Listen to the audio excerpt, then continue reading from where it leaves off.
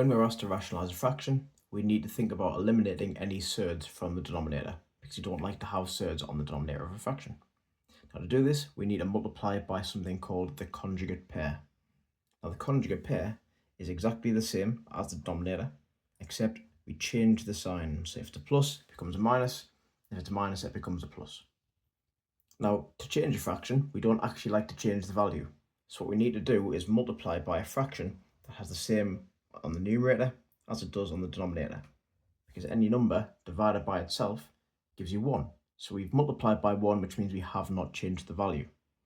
So to do this, we do 2 times 5, which will give us 10. 2 times minus root 3, and that will give us minus 2 root 3.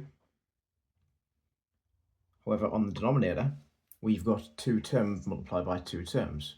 So you might want to use a grid method or something similar.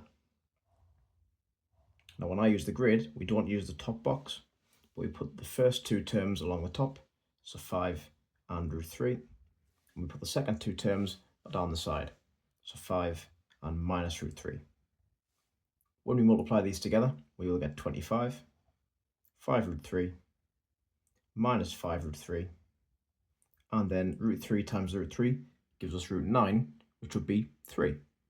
But there's a minus there, so it needs to be minus 3. Now when we bring these terms together, minus 5 root 3 and 5 root 3 will cancel each other out. And then 25, take away 3, will give us 22. And so far we've now eliminated any surd from the denominator by multiplying by the conjugate pair. However, there is one more thing we can do.